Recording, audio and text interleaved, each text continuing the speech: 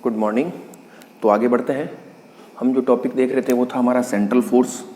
इससे previous lecture के अंतर्गत हमने सेंट्रल फोर्स की डेफिनेशन क्या होती है, उसको मैथमेटिकली किस प्रकार से लिखा जाता है, उसकी चर्चा हम लोगों ने की थी। हल्का सा एक ब्रीफ रिव्यू लेते हैं फिर आगे बढ़ते हैं। कल हमने देखा था कि जो आपका सेंट्रल फोर्स होता है उसको आप इस प्रकार से लिख सकते हो, यानी उसका जो मैग्नीट्यूड होता है वो केवल और केवल किस पर डिपेंड करता है, आर पर डिपेंड करता है। और उसकी डायरेक्शन भी क्या होती है, आर कैप होती है। आर कैप का मतलब क्या हो जाएगा, जो भी आपका एक फिक्स सेंटर होगा, ठीक है ना, या तो उससे अवे या टूवर्ड्स, ठीक है ना, इस प्रकार से दिशा होगी, यानी आर कैप डायरेक्शन होगी।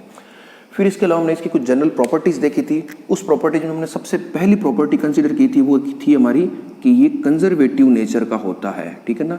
This force field is conservative nature, ठीक है, हैज कंजर्वेटिव नेचर, अर्थात संरक्षित प्रकृति का होता है। और इसके लिए हमने कुछ कंडीशंस फाइंड की थी, वो आपको एज इट इज याद रखनी है। जब आप ऑब्जेक्टिव एग्जाम में अपने नोट्स बनाओ तो इसी प्रकार से आपको बनाना है।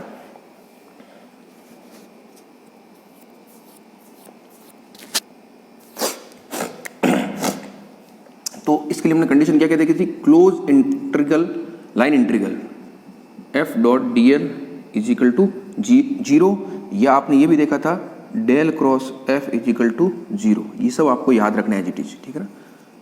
ये किस तरह से काम आएंगे, हम काफ़ी कुछ न्यूमेरिकल्स करेंगे, ठीक है ना। जब हमारा थोड़ा थ्योरेटिकल एस्पेक्ट्स कवर हो जाएगा तो हम कुछ न्यूमेरिकल प्रैक्टिस भी करेंगे। कल एक चीज़ जब मैंने इसके बारे में बताई थी, वहाँ पर थोड़ी सी एक मिसकंसेप्शन तो नहीं, लेकिन थोड़ा सा बताना मैं भूल गया था, उसको मैं आज वापस बता देता हूँ। जैसे कल हमने इस तरह का एक डायग्राम बनाया था, ये बिंदु ए लिया था और ये बी लिया था, ठीक है ना। ये कोई कर्व सी है और उसके लिए हमने C F dot D L लिखा था। तो जब आप क्लोज इंटीग्रल करोगे तो क्लोज इंटीग्रल मतलब ए टू बी नहीं है। क्लोज का मतलब क्या हो गया कि जो पथ का अनुसरण करे वो क्लोज इंटरवल का मतलब होता है आपका इनिशियल और फाइनल बिंदु क्या होगा, एक होगा। जैसे आप ए से चले, किधर भी चलते चलते चलते चलते वापस ए पर आओगे, तब वो आपका क्या कहलाता है, क्लोज इंटीग्रल कहलाता है, ठीक है ना। बंद पथ कहलाता है। बंद पथ का अपने आप से ही मतलब क्या होता है, उसका इनिशियल और फाइनल बिंदु क्या होता है, समान होता है। इसीलिए क्या होता है, इसका मान आ गया आपके जीरो आ गया था, ठीक है ना। Close integral F dot D L आपके क्या हो गया, जीरो हो गया था। और उससे हमने निष्कर्ष निकाला था del cross F equal to zero, ठीक है। तो पाथ इंडिपेंडेंट होता है, कंजर्वेटिव इन नेचर होता है। और हमने क्या क्या निष्कर्ष निकाले थे, और हमने इसके लिए देखा था, इसके लिए टू जो होता है वो आपका क्या होता है, जीरो होता है, और जे जो होता है वो क्या होता है, कांस्टेंट होता है। ये सब निष्कर्ष आपको अलग से नोट करना है। और दूसरा हमने एक निष्कर्ष निकाला था R dot J is equal to zero. तो यहाँ से क्या निष्कर्ष निकला था कि अगर कोई कण केंद्रीय बल के अंतर्गत गतिशील है तो उसकी गति सदैव एक तल में होती है। If A particle which is moving under the central force, it's motion is always a planar motion, अर्थात एक तल में उसकी गति होती है। तो ये खूब सारे निष्कर्ष थे जिसको हमने देख लिया था।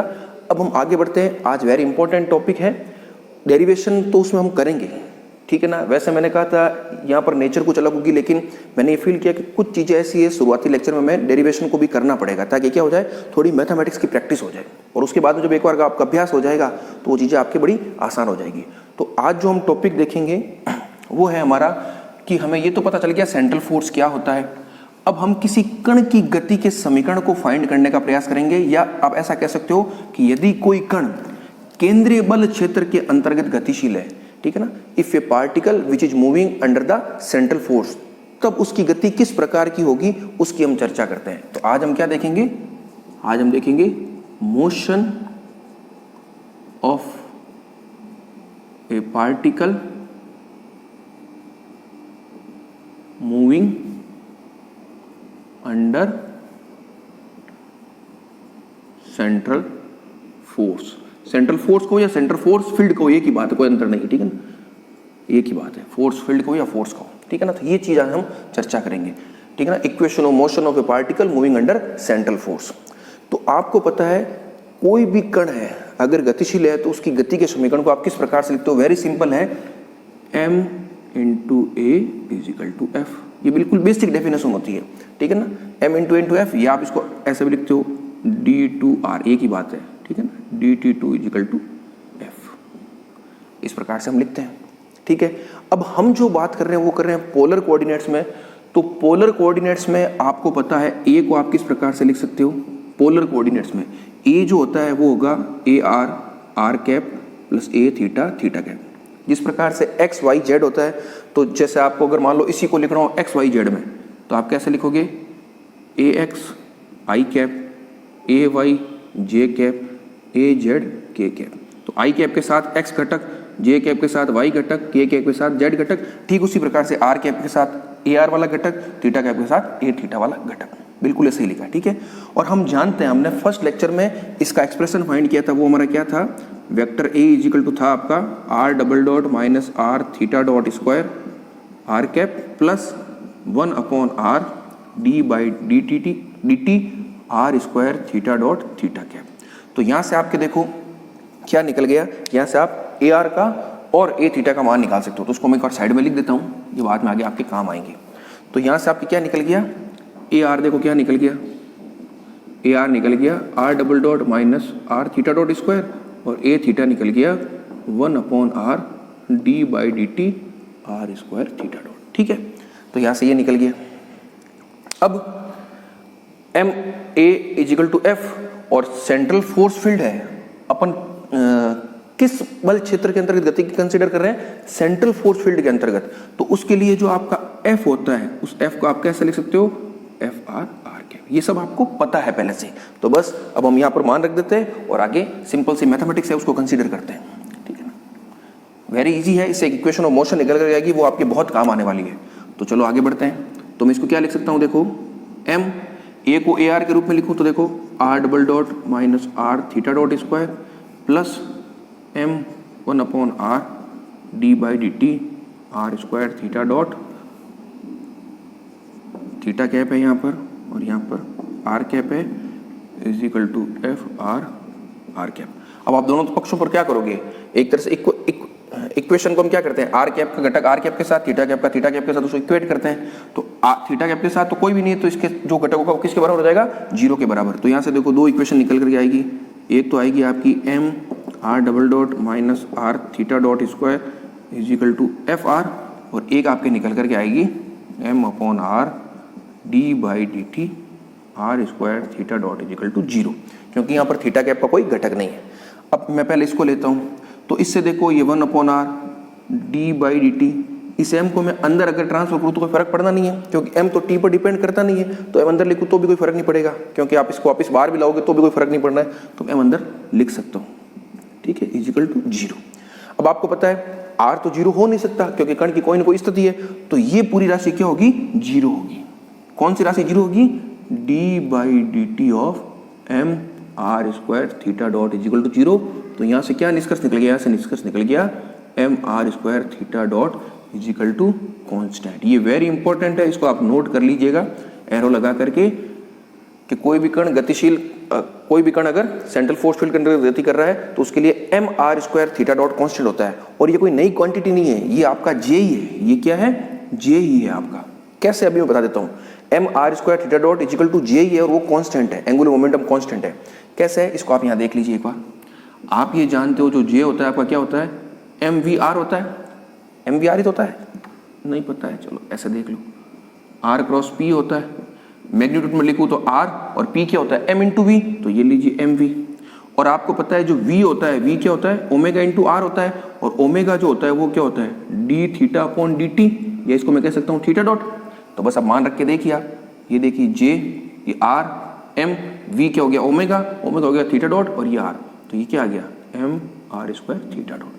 तो इस प्रकार से ये हो गया। तो एक निष्कर्ष आप क्या लिखोगे, यहाँ पर आप एरो लगा के लिख लेना, M R square theta dot is equal to J is equal to constant. आपको पता है लेकिन फिर भी लिखना है। तो एक चीज ये हो गई। अब हम क्या करते हैं, इस पोर्शन को तो हमने सॉल्व कर लिया, अब हम इसको सॉल्व करके देखते हैं, ठीक है ना। ये बार बार आपके थीटा डॉट का मान लिखने की जरूरत पड़ेगी आगे कभी भी, तो थीटा डॉट में आगे खूब बार काम आएगा। तब मैं थीटा डॉट को सीधा क्या लिखूंगा, J upon M R square, J upon M R square, ठीक है ना, याद रखिएगा।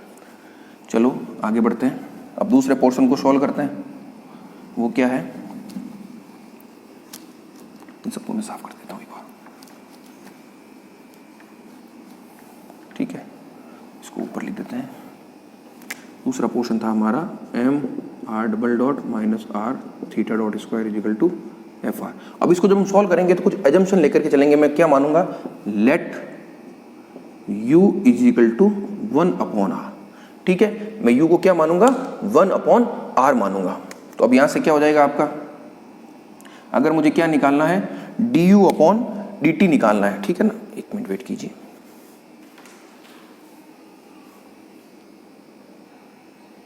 तो देखिए u को मैंने क्या लिखा है 1/r माना है, ठीक है ना, या भी इसको आप ऐसा भी लिख सकते हो r इजिकल टू 1/u, दोनों एक ही बात है, ठीक है ना। आगे u r बड़ा आपके डेरिवेशन न्यूमेरिकल्स में भी बहुत काम आने वाला है, ठीक है। तो अब मुझे तो क्या चाहिए, एक तो r डबल डॉट चाहिए, तो r डबल डॉट आने से पहले आपको r डॉट आएगा, तो चलो यहाँ से निकालते हैं r डॉट। तो r डॉट क्या हो जाएगा, r डॉट का मतलब क्या होता है dr/dt, तो चलो तो इसका तो हो गया, मैंने dr/dt कर दिया, तो इसका क्या होगा, पहले तो इसका होगा -1/u², क्योंकि 1/u का होता है -1/u², और u का खुद का क्या होगा du/dt, ठीक है। अब मैं क्या कर सकता हूँ, ये r डॉट -1/u², इसको मैं ऐसे लिख देता हूँ du/d थीटा और d थीटा/dt, कोई अंतर नहीं है, d थीटा ऊपर नीचे कर दिया, और ये आपका क्या बन गया, ये बन गया थीटा डॉट। तो चलो इसको मैं ऐसे लिख देता हूँ r dot -1/u² du/d theta dot. अब आपको पता है यहाँ से थीटा डॉट क्या है, आपका थीटा डॉट है j/mr², और 1/r आपका क्या है, u है, तो इसको मैं ऐसे भी लिख सकता हूँ theta dot equal to ju²/m। तो चलो यहाँ से r dot -1/u du/d theta ju²/m, तो एक से ये कट गया, तो यहाँ से आपके r डॉट क्या आ गया -j/m du/d थीटा। ये आप थोड़ा याद रखिएगा इन चीज़ों को, ठीक है ना, ये आगे काम आने वाला है। जो मैं बॉक्स में रख रहा हूँ वो एक्सप्रेशन आपको पता होना चाहिए, और नहीं भी पता हो तो आप फास्ट निकालने का तरीका 2-4 बार हाथ से करोगे तो आप सीख जाओगे, क्योंकि ये बहुत आगे एज इट इज काम आएंगे। अब हमें निकालना क्या है, हमें तो r डबल डॉट चाहिए, तो चलो उसका करते हैं। आपके r डॉट क्या था, r डॉट था -j/m du/d थीटा, तो r डबल डॉट क्या हो जाएगा -j/m एज इट इज। पहले u का क्या होगा du/d थीटा 2, थीटा के सापेक्ष कर दिया, फिर थीटा का खुद का क्या होगा d थीटा/dt। आप समझ रहे हो इस चीज को, ये सिंपल सा डिफरेंशियल है, और मैं यूं मान के चल रहा हूं कि ये आपको आता होगा। r डबल डॉट का मतलब है कि इसका t के सापेक्ष आपने अवकलन किया है, तो -j/m तो एज इट इज, एक बार तो du/d थीटा का क्या हो जाएगा d2u/d थीटा 2, थीटा के सापेक्ष कर दिया, फिर थीटा का खुद का क्या होगा, क्योंकि थीटा जो है वो भी t पर डिपेंड कर रहा है, तो थीटा क्या हो जाएगा d थीटा/dt। तो इस तरह से आप लिख सकते हो। और ये कि आपका थीटा डॉट को आप क्या लिख सकते हो ju²/m, तो चलो देखो ये -j/m d2u/d थीटा 2, और ये हो जाएगा ju²/m। तो यहाँ से आपके r डबल डॉट क्या आ गया -j²u²m² d2u/d थीटा 2, तो ये आपको मिल गया। अब देखो r डबल डॉट मिल गया, r आपको पता ही है, r यानी 1/u, u के रूप में लिखो तो, और थीटा डॉट भी आपको क्या है पता है। तो यहाँ से अब क्या करते हैं, इसकी वैल्यू हम रख देते हैं, ठीक है। जब भी आप इस लेक्चर को सुनो तो बड़े इत्मीनान से पॉज करके एक एक चीज़ को आराम से देखते हुए करना, कोई जल्दबाजी करने की आवश्यकता नहीं है आपको, ठीक है ना, ये अपने आप हो जाएगा आपसे, कोई बड़ा इश्यू नहीं। चलो तो देखो ये m, r डबल डॉट क्या आपका ये रहा -j²u²/m² d2u/d theta 2, minus r को मैं क्या लिखूंगा, u में चल रहा है सारा, तो ये हो गया 1/u थीटा डॉट स्क्वायर, तो ये देखो j²u/m², और ये हो जाएगा आपका f1/u। बिल्कुल सिंपल है। तो चलो इसको सॉल्व करते हैं। तो j², देखो मैं एक राशि बाहर ले रहा हूँ, j² माइनस u²/m मैंने बाहर ले लिया, तो अंदर क्या बच गया, अंदर बच गया आपका d2u/d theta 2 plus u equal to f1/u। m तो कैंसिल हो जाएगा। अब यहाँ से आपके क्या आ गया, यहाँ से आ गया d2u/d theta 2 plus u equal to, साफ कर देता हूँ, इजिकल टू, ये माइनस उधर चला जाएगा, तो -m/j²u²f1/u। ये वेरी इंपॉर्टेंट है। ये क्या है, एक डिफरेंशियल इक्वेशन, आपको पता है ये क्या है, एक डिफरेंशियल इक्वेशन है। और किसकी डिफरेंशियल इक्वेशन है, differential equation of N orbit. ये क्या है, अभी बताऊंगा इसका मतलब क्या है, differential equation of N orbit. Orbit होता है कक्षा, क्या कक्षा, ठीक है ना। अब आप देखिए इस इक्वेशन को जब आप सॉल्व करोगे तो आपको मिलेगा क्या, जब हम इसको सॉल्व करेंगे, क्योंकि आपको पता क्या होगा, हम क्या कह रहे हैं, motion of A particle moving under central force field, यानी बल क्षेत्र के अंतर्गत गतिशील कण की गति की हम व्याख्या कर रहे हैं। तो बल क्षेत्र तो आपको दिया होगा, तभी तो आप उसके अंतर्गत गति की व्याख्या करोगे। तो बल क्षेत्र का मतलब क्या हो गया, एफ आर या F1/u, दोनों एक ही बात है, वो आपको दिया हुआ है। जब आप इसको सॉल्व करोगे तो आपको मिलेगा क्या, इसको जब सॉल्व करोगे तो आपको मिलेगा u। u का मतलब क्या हो गया, u का मतलब हो गया आपको एक तरह से 1/r, यानी बेसिकली जब u का मान निकलेगा तो आपके r का मान निकल जाएगा। और r का मतलब क्या है, उस कण की स्थिति का आपको पता चल रहा है, स्थिति का पता चल जाएगा। तो जब आपको r पता चल जाता है तो r का मान अगर पता चल जाए तब आप क्या कर सकते हो, उस कण की शेप कैसी होगी, यानी वो कण जिस तरह से गति कर रहा है तो किस प्रकार से गति कर रहा है। हो सकता है कण सर्कल में गति कर रहा हो सकता है कण दीर्घवृत्त में गति कर रहा हो सकता है कण इस प्रकार से गति कर रहा हो, कैसे ही कर रहा हो, आपको आर पता चलना जरूरी है। अगर आपको एक दफा आर पता चल जाएगा तो आप उस ऑर्बिट का शेप या ऑर्बिट किस प्रकार का होगा, किस कक्षा में या किस प्रकार से वो कण गति कर रहा है, उसकी आप व्याख्या कर सकते हो। तो ये क्या कहलाती है, आपकी differential equation of N orbit. तो ये आपको एनी टाइम याद रखनी है। अब न्यूमेरिकल आपसे किस प्रकार से पूछे जाएंगे, कभी कभी आपको क्या किया जाएगा, सेंट्रल फोर्स फील्ड दे दिया जाएगा और आपसे पूछा जाएगा u का या r का मान फाइंड कीजिए, ठीक है ना। और कभी कभी आपको क्या देंगे, r का मान दे दिया जाएगा, ठीक है। और फिर आपसे पूछा जाएगा कि सेंट्रल फोर्स फील्ड है वो किस प्रकार का है। तो r का मान दे दिया, इसको आप सोल्व करोगे तो यहाँ से F1/u का मान निकल जाएगा या FR का मान निकल जाएगा। और अगर आपको ये दे दिया तो आप इसको सोल्व करके निकाल सकते हो, दोनों वाइस वर्सा आप कर सकते हो, ठीक है ना। तो जब हम इससे रिलेटेड न्यूमेरिकल करेंगे, कम से कम 3-4 न्यूमेरिकल हम करेंगे इससे रिलेटेड, ठीक है ना, करेंगे थोड़ी देर बाद। पहले एक बार थ्योरेटिकल एस्पेक्ट हो जाए तब आपको और अच्छे से क्लियर हो जाएगा इसका मतलब क्या है, ठीक है ना। तो ये डिफरेंशियल इक्वेशन है ऑफ एन ऑर्बिट, तो ये आपको याद रहनी चाहिए। और पूरे डेरिवेशन को आप सुनो और जब वापस आप कॉपी में नोट करो तो ये छोटी छोटी चीजें एरो लगा लगा करके फर्स्ट टाइम में आप पूरा नोट करो, 2 रजिस्टर पास में रखो या 2 चीजें पास में रखो। एक बार तो डिटेल में आप करना जरूरी इसलिए ताकि आपकी प्रैक्टिस हो जाए। और लेकिन जब आप एग्जाम के लिए, चूंकि IIT JEM के लिए प्लेटफॉर्म है, तो जब आप एग्जाम के लिए इसको वापस शॉर्ट में नोट करो तो ये छोटी छोटी चीजें एरो लगा लगा करके आप नोट कर लीजिए। और इसके साथ साथ ये भी नोट कर लीजिए इसका मतलब क्या है, इससे आप क्या क्या निकाल सकते हो वो भी आप साइड में अपनी भाषा में, यहाँ कोई कॉपी चेक होने वाली नहीं है, आप अपनी भाषा में जिससे आप आसानी से समझ सको उसी अनुरूप आप चीज़ों को नोट कर लीजिए, ठीक है ना। क्योंकि वो एक ऐसा रजिस्टर या कॉपी होगी जो आपके एग्जाम के टाइम में आपके बहुत काम आने वाली है। और कोशिश ये होनी चाहिए कि जब हम इस प्लेटफॉर्म पर काम करेंगे तो हो सकता है 3, 4, 5 रजिस्टर भी फिल हो जाए, लेकिन जब आप अपनी भाषा में उनको नोट करें तो अधिकतम एक रजिस्टर के अंतर्गत वो सारा सिमट जाना चाहिए, ताकि एग्जामिनेशन जब आपका हो या जब आप वो टाइम पीरियड हो तो उस समय क्या कर सको, आप उसको आसानी से रिवाइज कर सको। तो ये पूरा हो गया। अब इसमें छोटी चीज और है, उसको भी हम देखते हैं। कभी कभी क्या होता है, कण जो है, ठीक है ना, जैसे मैंने r डॉट उधर एक्स्ट्रा क्यों लिखा है उसका यूज मैं बता रहा हूं। कोई कण गतिशील है तो उसका वेग क्या होता है, वेग को आप कैसे लिखते हो, हम किसके अंतर्गत बात कर रहे हैं, पोलर कोऑर्डिनेट्स के अंतर्गत बात कर रहे हैं। तो पोलर कोऑर्डिनेट्स में वेग को आप कैसे लिखते हो, r dot r cap plus r theta dot theta cap, ये आपको पता है। तो देखो थीटा डॉट तो हमें यहाँ से मिल जाएगा, r डॉट हमने निकाल रखा है, ये इसलिए मैंने निकाल के रखा था क्योंकि आगे आपको कण के वेग का भी पता करना पड़ेगा। तो हम सीधा एक्सप्रेशन फाइंड कर लेते हैं, v क्या हो जाएगा, r डॉट आपका क्या है, minus j/m d/d theta r cap plus r theta dot को मैं क्या लिख दूंगा, और u में चल रहा है पूरा, तो ये हो गया 1/u और थीटा डॉट हो जाएगा आपका j/u² m थीटा कैप, ठीक है। तो ये u कट गया। अब मुझे तो इसका क्या चाहिए, मैग्नीट्यूड चाहिए। मैग्नीट्यूड कैसे होगा, this square plus this square of under root. तो ये देखिए आप, इसका स्क्वायर हो गया j² m² du/d थीटा का whole square plus j² m² u², ठीक है।